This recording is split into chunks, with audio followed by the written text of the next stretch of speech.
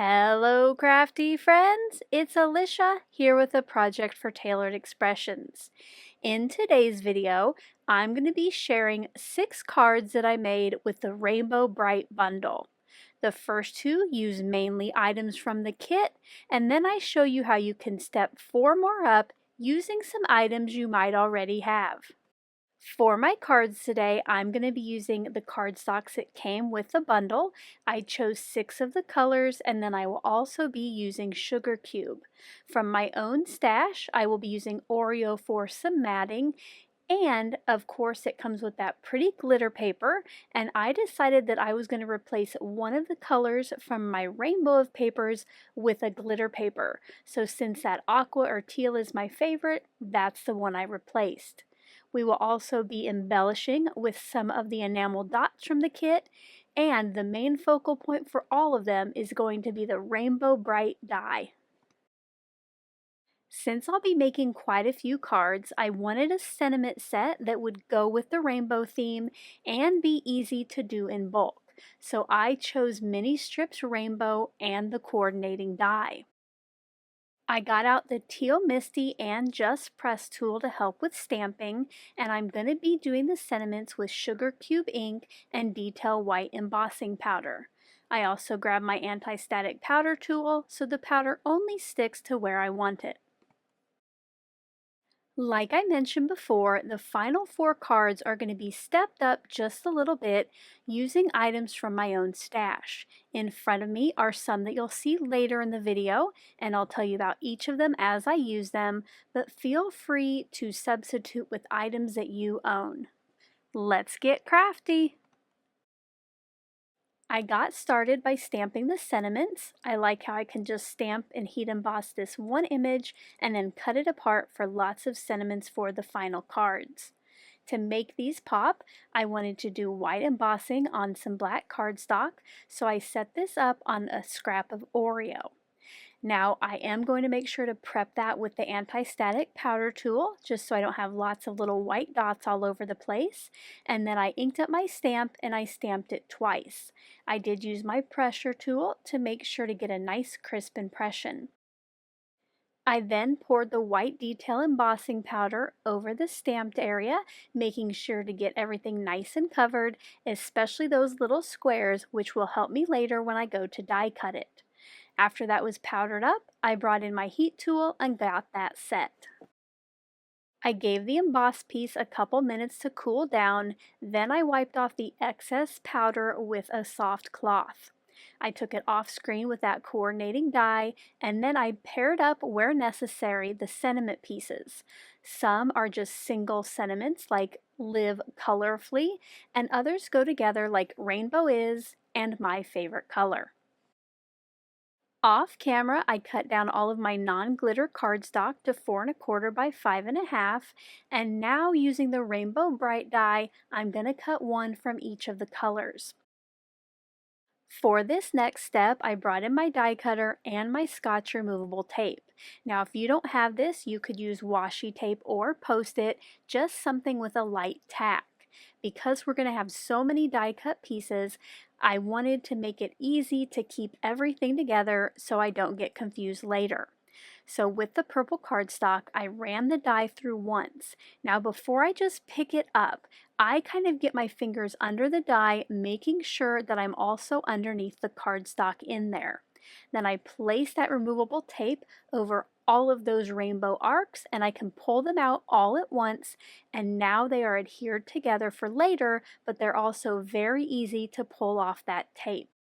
Using this same process, I die cut the glitter cardstock and the rest of the rainbow colors. And you'll see here I have 6 rainbows and everything is nice and stuck together.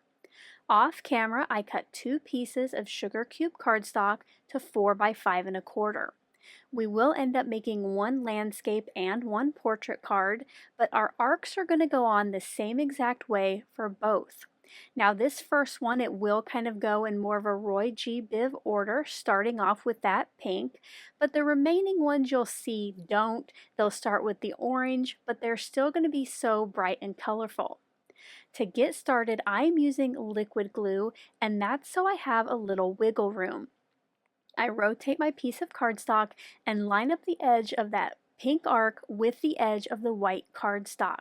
And again, because I've used liquid glue, I have a little bit of wiggle time if needed. Once that pink arc is in place, I move on to the second arc of the orange and put that right up against it, and then I just continue with all of the colors until I have a pretty rainbow on this one piece. I love the added sparkle that using one glitter cardstock adds to the rainbow.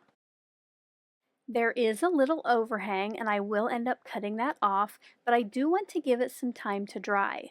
So I moved on to the next rainbow, which this one will start with orange, and I try to get it in about the same place as that first card.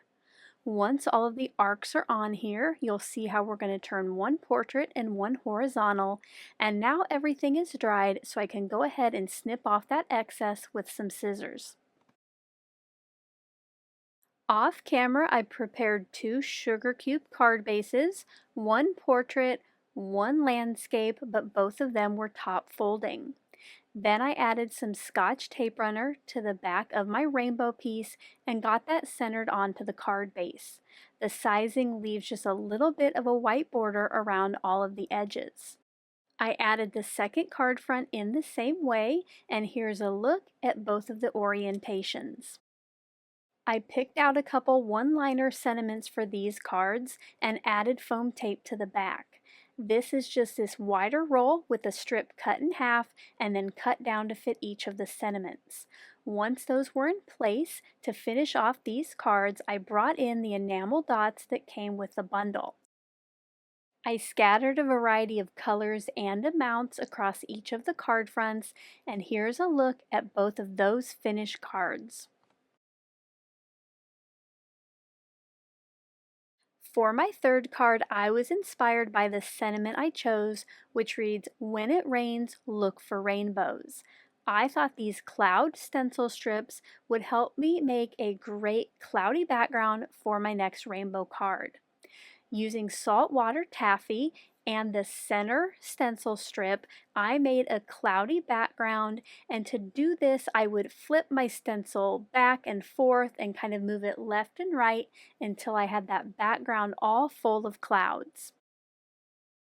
This rainbow went on in the same way. I just started with the yellow arc, and once that was all dry, I brought in the A2 layer stacklets, and using the third from the largest, I die cut my rainbow, and from the second from the largest, I die cut an Oreo mat. Off camera, I added all of the layers and the sentiment to the card front and finished it off with a few enamel dots. And here's a look at card number 3. For card number 4, I wanted to add some texture behind the rainbow, so I chose the Tailored Expressions brick embossing folder. I'm actually going to emboss 2 pieces of white cardstock because I'll be using one for the next card, and then I brought in the layer stacklets again, and from Oreo, I used the second from the largest, and then the third from the largest on the 2 brick embossed pieces. Previously, I have adhered the rainbows so it fills the white cardstock horizontally. For this card, we're actually going to keep the card portrait and just have it be a smaller portion showing. To figure out where I wanted my first arc to go, I brought in the die and got kind of an idea of what centered would be, and I figure it's about the third brick from the top. So this time, starting with green, I got my rainbow added on the brick background. Once this rainbow was in place and dry, I brought in my scissors to cut off the excess, and then I matted this and got it put onto a card front. For the sentiment for this one, I did choose a 2-liner. Rainbow is my favorite color because honestly, it is my favorite color. Let me know below if it is yours too. Once the sentiment was in place, I added some more enamel dots, and here's a look at the finished card. For card number 5, I put together a rainbow on a piece of sugar cube, and I brought back in the brick emboss piece that I did with the last card and an Oreo mat. For this card, I wanted to see what it would look like if we used a shape die to make our rainbow focal point. So for this, I brought in the Arch Stacklets die set, and using the fourth from the largest, I got this in place on my rainbow. Now, if you don't have Arch Stacklets, you could try a big circle or a big oval, a square, or even maybe just a smaller rectangle. Once I had all of the layers on my card front, I wanted to put my arched rainbow in place with some foam tape, but I also wanted to make sure that my sentiment would fit. So I figured out where that could go and hang off just a little bit of the arch and adhered that with some liquid glue. Then for that added dimension, I added foam tape to the back of my arch and got this placed centered on the card. Once again, to finish it off, I added some enamel dots, and here's a close-up look at card number 5. For today's sixth and final card, I once again let the sentiment inspire me.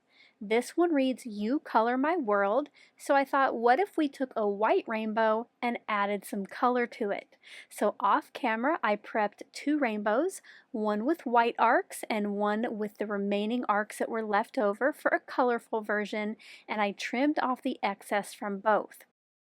I matted my white rainbow with a piece of Oreo and put it on the card front, and then I brought in circle stacklets, and I used the fourth from the largest, and I kind of figured out on my white rainbow where the sentiment and the circle would fit, and then I die cut that same area from the colorful version. I did make sure to hold on to the negative of this die cut because I think that could make a really cool card later. I added some foam tape to the back of the colorful circle, and I also added some liquid glue to each of the pieces. This way, when I go to place it onto the card front, I have a little time to move it around to get it lined up just right. Then to add the sentiment, I brought in foam sticky strips and I placed some on the back of my sentiment, but you'll see there I didn't cover it completely because some of this will actually be over the colorful circle, so I only needed foam on the area that hung off on the right. I added those enamel dots once again, and here's a look at the sixth card. Thank you so much for taking the time to watch today's video. If you enjoyed the process, a thumbs up is appreciated. And if you're not already a subscriber, we do hope you'll click on the button below so you're the first to know about our latest videos. To find out more about the products I used today, you can check out the links in the description box below or visit the Tailored Expressions online store at tailoredexpressions.com.